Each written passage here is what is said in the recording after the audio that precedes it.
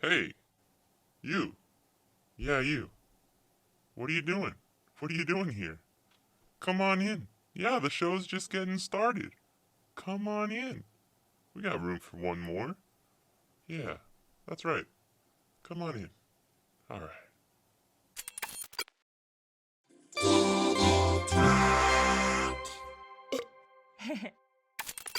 What's up, all you doodles and doodlers out there, you schemers and dreamers, and welcome back to another episode of Doodle Talk. This is episode 31. Come on in, have a seat. I think we got a good one today, so get comfy and let's get started. Just a few things to kind of dive into and catch up on. I like to go over kind of recent art and things that I've been making and posting at the top of the show. So the most recent thing is my Sorcerer's Apprentice Ghibli mix kind of video that I made. It's basically like a Disney Ghibli mashup. Say that 2 times fast. And yeah, I think it turned out pretty cool. I mentioned that I don't normally draw Disney characters, and the main reason is I don't really like a lot of Disney stuff.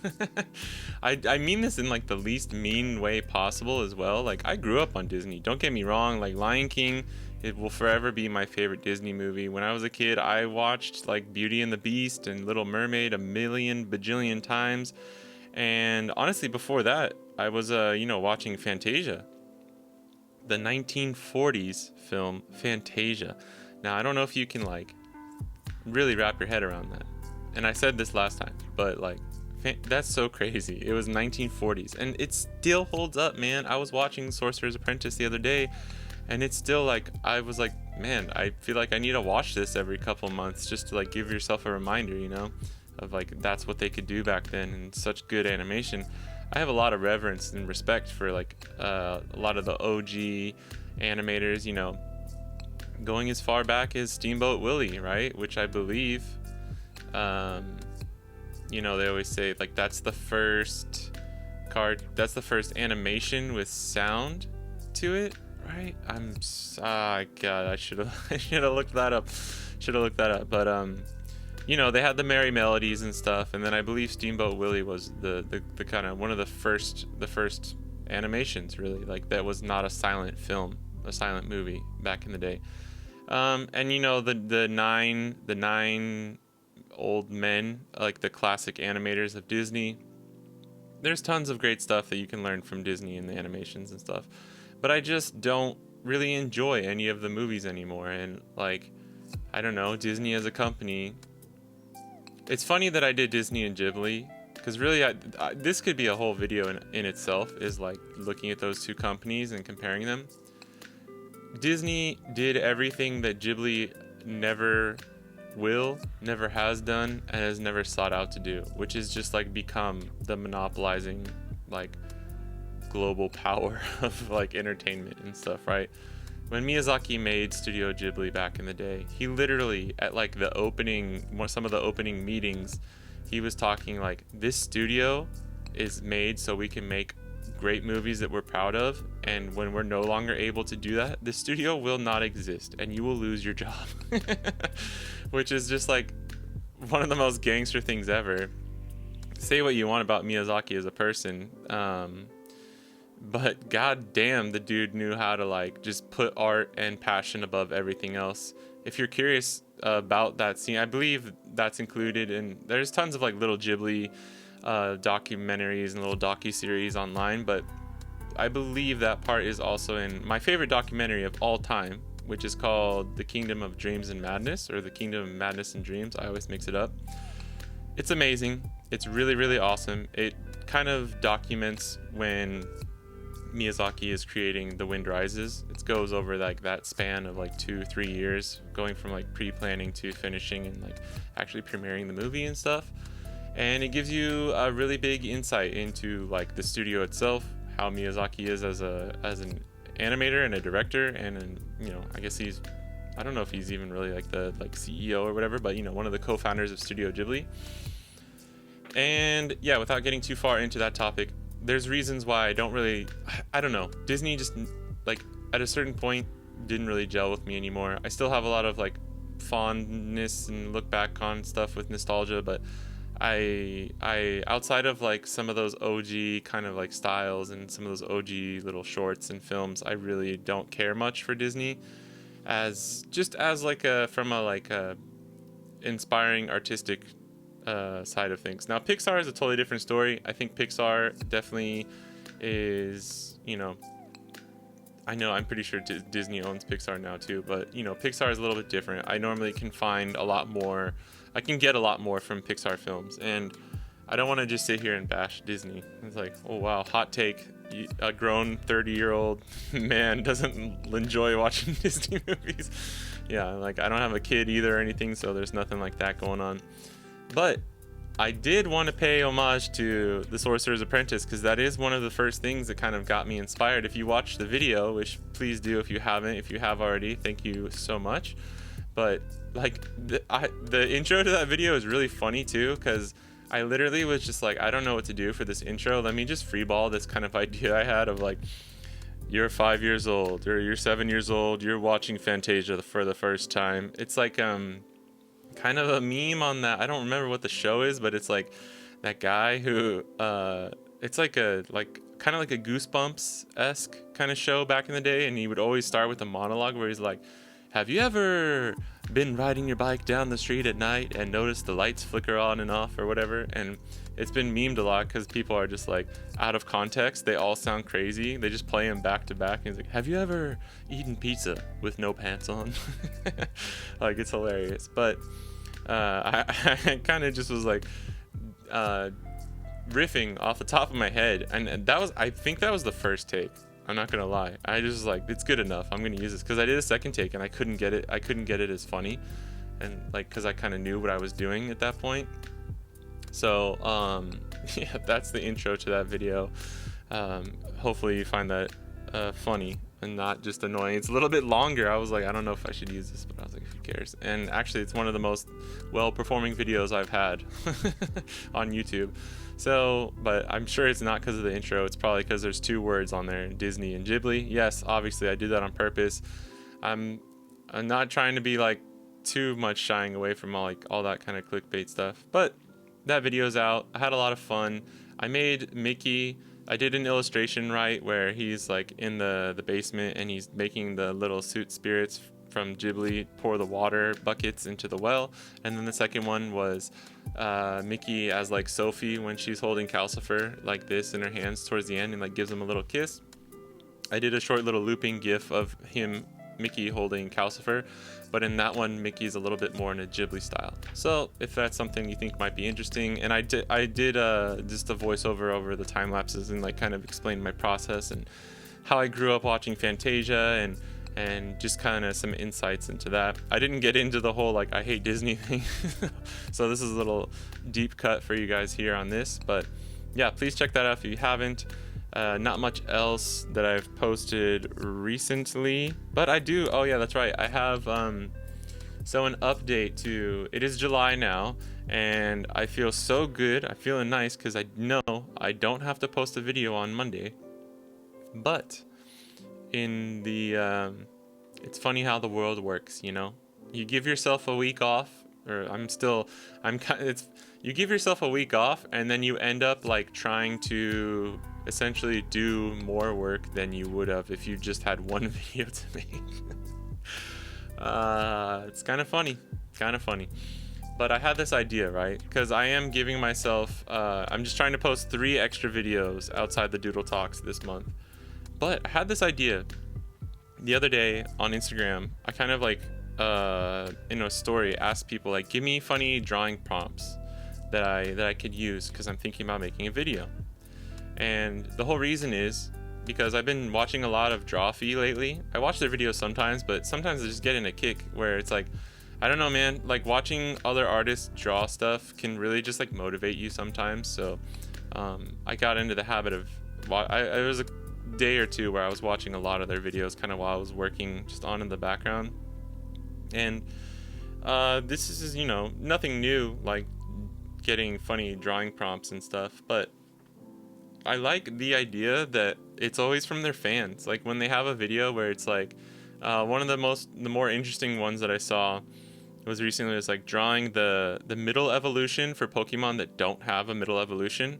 So like for like Vulpix and Ninetales, like what would you draw in the middle? And they had a lot of fun with it. It was fun to watch.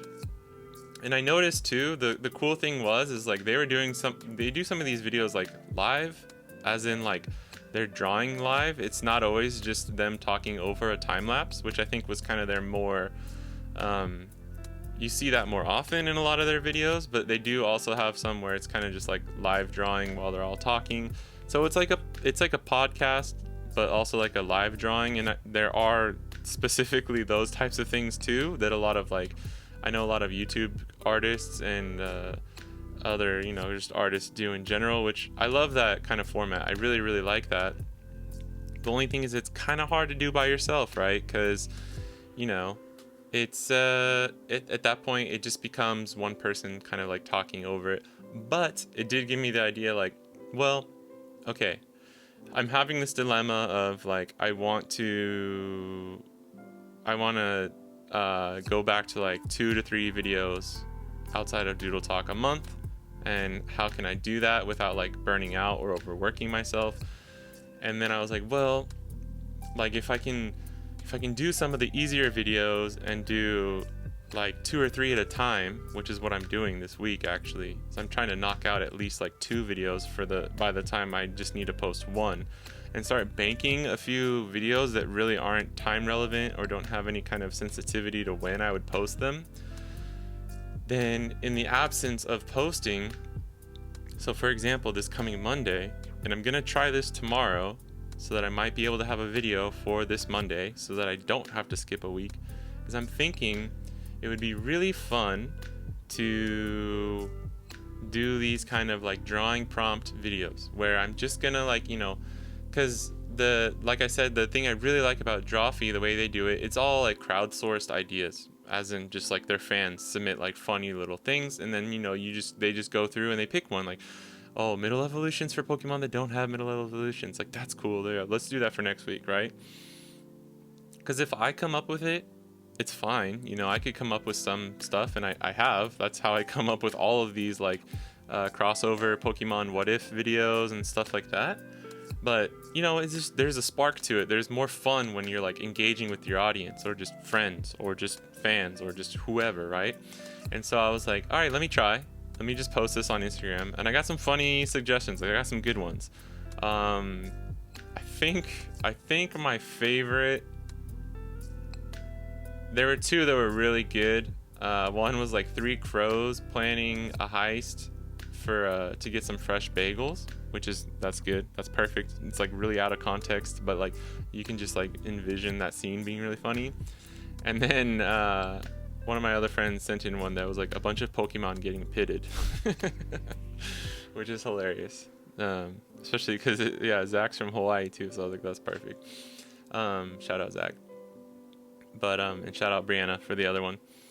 And if you don't know, pitted just means like, surfing, like getting high up, getting pitted.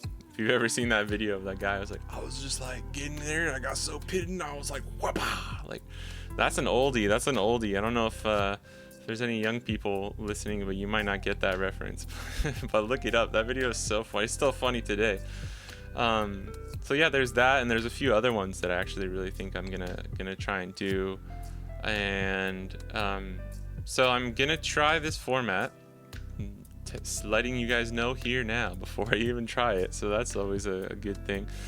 I'm gonna try and just like, I'm just gonna riff. I'm gonna vamp some chords, bro. I'm gonna riff on just doing some fun little doodles. And the thing I was forgot to mention too, that I noticed in the Drawfee thing, is like they don't finish all of the illustrations like during that time. A lot of the time it's just like they get the pencils down or the line work done, and maybe if they have to, it's really just like a little simple coloring or something. So what I think I'm gonna do is try and do like that, where it's like either no color or just really simple color, or just like when you have a time constraint like that, if it's not the best piece of art you've ever done in your life, like obviously that's okay. It's more about just like fun. It's more about just practicing and more about just like having a good time. And the fact that you're taking suggestions from people who follow you or like, you know, friends or whoever, I think it just adds this element, this little bit more of like a lightweight element that it's gonna be like, you know, it's okay. It's just fun. We're just having a goof. We're just having a goof. So I'm gonna try and do that. I think I want to eventually stream this, and I've streamed on Twitch before, but with the way Twitch is going, I think I'm just gonna start streaming on YouTube, because I feel like more of my friends and more of my fans, well, I know a lot of them watch Twitch and stuff, or people they watch on Twitch. I think, you know, everyone's got YouTube, man. That's the thing. Everyone's got YouTube. So I'm thinking of just streaming on YouTube, and, you know, people can check in if they want. The time difference between Japan and the US kind of sucks, but if I do it in the early afternoon, it'll be nighttime for a lot of places in the US, so should be okay. I'm really excited about this because this is like I was saying, like there are some videos that are like low effort, low risk, but can have a high yield, high reward. And this is one of those types of videos. So I'm actually really excited in doing this.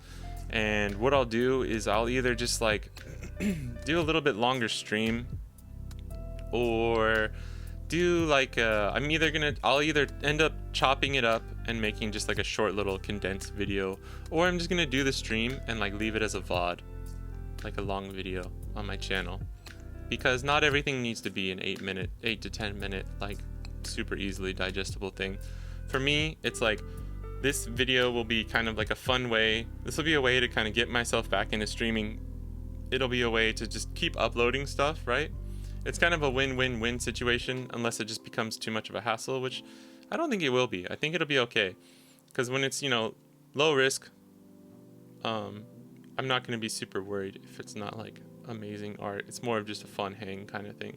And then, you know, like if I can post it on Monday when I would have been posting one of the other videos, you still get a video that's uploaded to the channel. And I think that's going to be okay. So we're going to try that. This could all fail.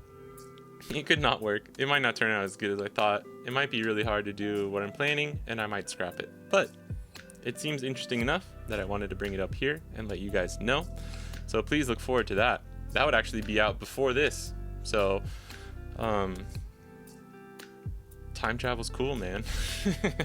No, so that hopefully I'll be able to talk about it on the next episode. I'll let you guys know how it goes. But kind of jumping into the main topic here. There's a new app. There's a new app on the market, and it's called Threads. And if you haven't heard of it by now, you probably don't use social media. It's a new app from Meta, from Facebook, from Zuck, Daddy Zuck. And it seems promising. I'm just going to give you guys my first impressions. So Threads is a new social media app from Meta, the same creators of Facebook and the people who own Instagram now. It's all Meta now, right? And this is essentially a response to Twitter's shortcomings, Blue Sky's inability to really catch on. I think Mastodon is another one. I've not really paid much attention. I don't use Twitter. Let me preface this by saying, like, I don't use Twitter. I have a Twitter. I've tried getting into it multiple times over the past 5 to 6 years. And every time I do, I just can't seem to find the right people to follow, even if I know they're on there. It's really weird. It's just like, I know tons of people, not tons of people. I know a good amount of people, artists, or like YouTubers that I enjoy that are on Twitter. And while I've tried before to kind of like follow them or like post my own stuff, it's just like, I don't know, it's really weird. It just seemed like there was this weird little barrier that I couldn't get over, especially with like posting my own stuff and kind of getting followers on my end. And I will admit, I didn't try very hard. It just didn't seem natural enough for me. And it was just the same problem that I have with TikTok, where I was like, I'm already putting so much effort into Instagram and these other apps, like I really don't need another thing to just like really stay up at night and worry about. And so I kind of gave up. I was like, it's probably not worth it, honestly, since I'm doing mostly art stuff. And while like especially in Japan, like Japan Twitter, like all the, you know, really famous artists and a lot of the, like, you know, mangaka and people making comics, webtoons, and all that kind of stuff, they're on Twitter. So Japan is very Twitter heavy. But the thing is my audience is mostly just, you know, US or like North America, South America, kind of like that side of things, some Europe, mostly English or Spanish speaking, I think, is most of the people that follow me, which is cool. I appreciate it not just being American people. But yeah, without getting too much into the details, I really just couldn't use Twitter. It's not like it's not you, it's me.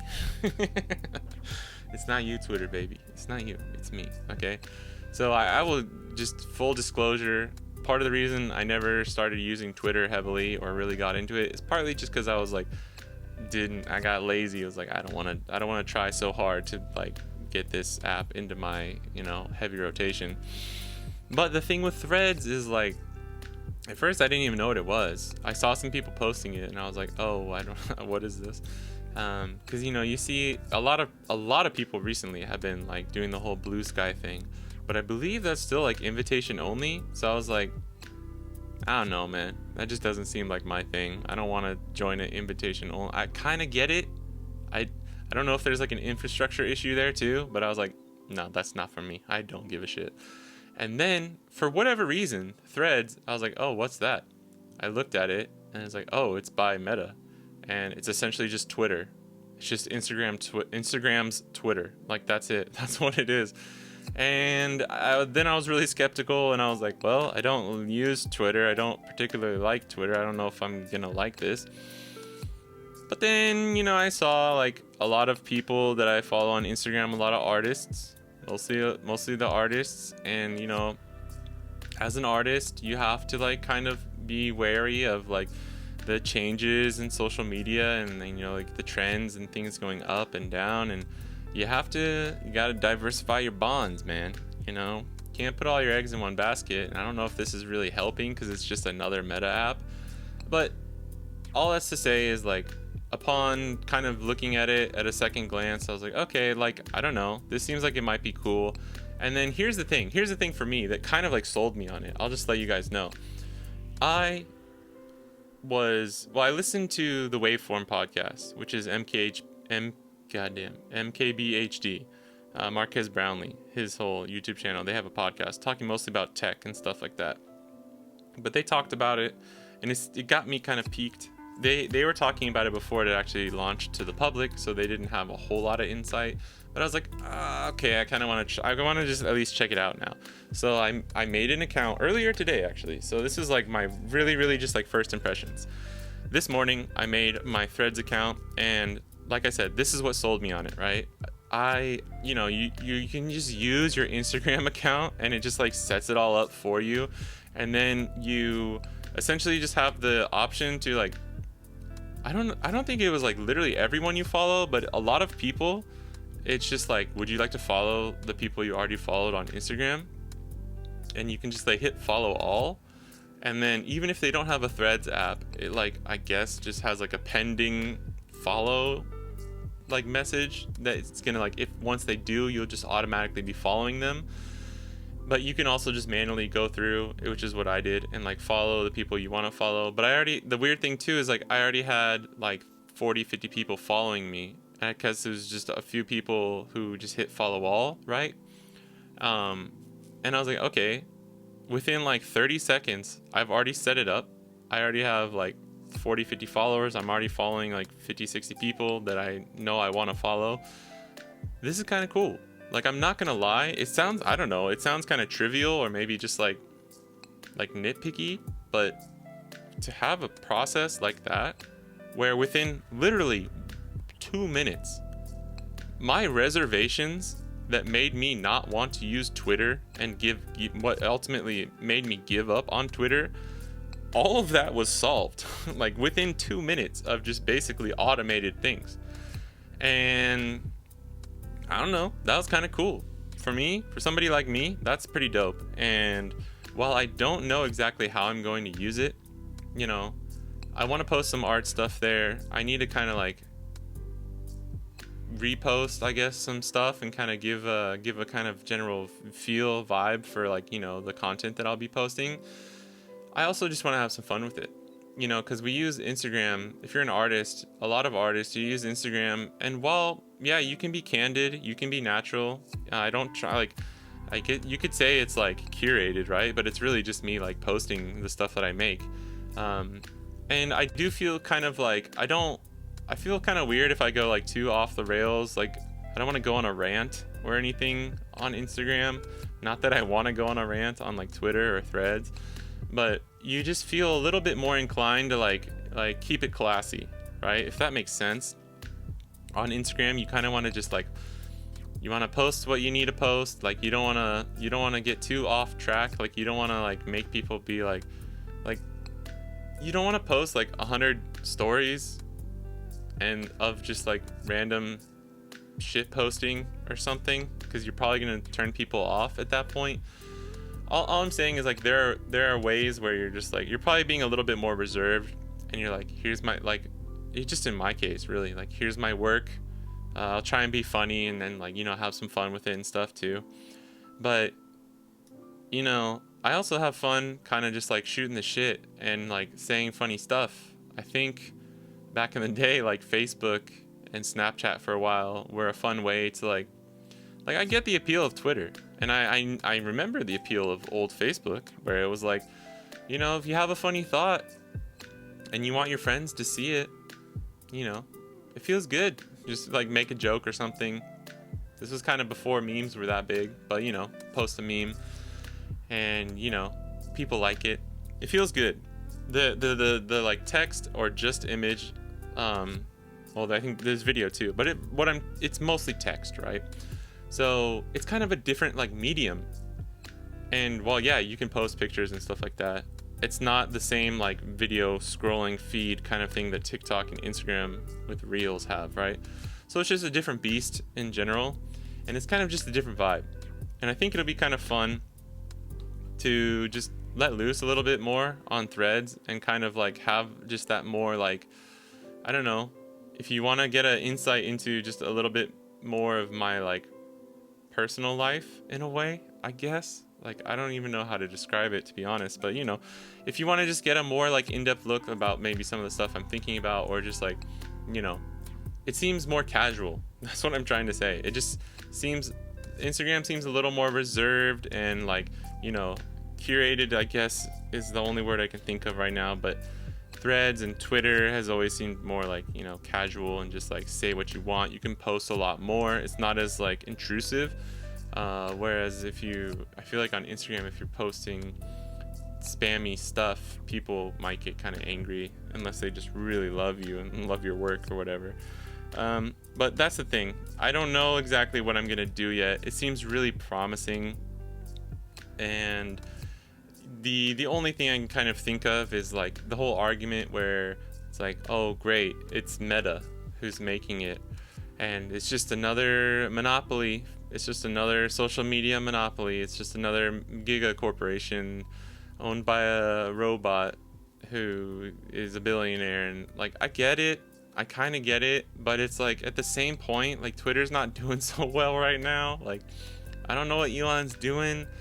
They just had this crazy thing the other day where like the refresh rate for like posts and stuff you could look at got capped, which is just like, I think they were right, and they said they were doing it for like trying to get AI scrubbers and like bots that are kind of just like scrubbing through all of Twitter and using it for like their own whatever they're using it for like their own ads, or I forgot like the main reasons that they were using it. Like even if it was for that, you're just like, I don't know, there's got to be better ways to do this, man. Like if you're doing all this stuff and saying it's like for the like the freedom and like the ability to speak, and you can say whatever you want and bring democracy back to the social media apps, which is like, I get that point, but it's like if you run the company into the ground and everyone leaves the platform, what's the fucking point, man? Like, come on, dude. So yeah, I'd rather just use something that I'm more comfortable with and I know is not gonna break. Even if giving Daddy Zuck more of my metadata or something, you know, I really don't give a shit right now. All these huge corporations, it's like, pick your poison, man. Which giant corporation do you want to like own all of your data, information, and livelihood? Like, I don't know, man. You're not gonna get some like altruistic, like, Elon Musk is not actually some like crazy beautiful altruistic person. At the end of the day, he's actually trying to make like Twitter more profitable, so that it's just gonna become another mega corporation at like Meta. Like, I don't know. Maybe I'm wrong on that. I don't really like hate Elon Musk. It's just like, I just think it's funny. I don't know why the fuck he took Twitter over. It's really stupid. I don't think he's done a good job at all. I think the stuff he does with Tesla and SpaceX is amazing. He should just stick to that. That's my 2 cents on that. But, you know, all right, threads, right? I think it's going to be okay. It's going to be fun. I'll update you guys next week on what I actually think about it. It's going to be interesting. It's going to be really interesting. And I hope I can find like a good way to actually use it, because I want to hopefully also use it to, you know, I'm thinking of it right now as like kind of be a little bit more funny and like a nice place to update like videos, like when Doodle Talks come up, when new YouTubes come up, and just post my art as I make it. Just kind of like a streamlined kind of update app, plus just funny stuff that I want to post, and just be a little bit more casual. That's kind of how I'm thinking about it. Hopefully, if I can use it in that way, I'll actually be really grateful and very happy, and hope that Threads succeeds. But, you know, I could literally, by next week, I might be like, guys, fuck Threads. I like Elon Musk more now. I'm on Twitter, or like, just I don't use any of them anymore. I gave up all social media apps. That shit changes quick. We'll see. It's definitely like, I saw somebody post in there, this one artist was like, I'm liking Threads so far, but it definitely has like what was it, like first party of a summer camp vibes right now, where it's like everyone's just like, yeah, good times, yeah, well, welcome to the party, like, and then by the end of summer camp you're just like, I'm ready to fucking go home, or like, this, I'm over this sucks. So yeah, we'll see. There is one other bit of info that I wasn't sure how to segue in to this, but I guess I'll just stick it here at the end. Discord. So when I was talking about Patreon, and like the main thing was I was talking about like Patreon, like the model of Patreon, kind of like subscription services to the creator, where they end up getting all, or if not like most of the money, right? And I was doing some more research, and I actually noticed this one person brought up something about Discord, and I kind of knew this, but I didn't know you could just do this as a creator, just like an individual. Discord has like subscription tier services, so for your server. So essentially, like if you're an artist or creator, you just create your own server, and then you can create basically the same thing as a Patreon model, where it's like a tiered list of, you know, they can subscribe to you and get, you know, you have to obviously, you set the rules, you set like what each tier gets, and you have to make everything happen. And it's you can be solo, it can be your own thing, or it's a server, right, on Discord. So it could be a group of people, it doesn't matter. Not same with Patreon is not just for solo people, but I just want to make that distinction. And it seems really cool, and I saw this one person was talking about it, and she was making a good point, where she was like, I had a Patreon for a while and I stopped and actually use Discord now, because I already had a Discord with like a thriving community. And basically the biggest problem about Patreon is probably like the community aspect to it, of like, as far as like people being able to like instantly engage with like comments, or like, you know, in Discord you can have a server with different groups and different like little, I forgot what they're called, shit, sorry, but you know, like different, like you have a general like introductions. This is is it called a sub server? Oh my god, I'm so sorry, I'm blanking on this. But you know, a channel, I think it's a channel. You have different channels where, you know, general, maybe like if you're an artist, it might be like show your art. Like this is I follow this one cool artist who I just joined their Discord, and they do like this was another thing because I got inspired, and it just was like kind of serendipitous where they do drawing prompts. And I was like, oh, that's really cool. I'm actually really interested in this. Maybe it's something I want to try too. They do like a weekly drawing prompt where people just put it in, the person picks one, and then that's what they all try and draw that week, which I think is so cool. And I'd love to get to the point where I could do something like that. And that kind of is just going back to what I was saying about the drawing prompts. I forgot that was kind of the interconnector there. But yeah, I just wanted to mention that if you're curious about Patreon or Discord, I'm actually honestly leaning more towards wanting to start a Discord because I think Discord, the thing about Discords that's kind of nice is you can just create a Discord and start building a community, and then it can slowly over time become something that you create a subscription service for, where you can just like obviously keep it all free for all the main stuff, and then just create different tiers for things when you're ready and able to.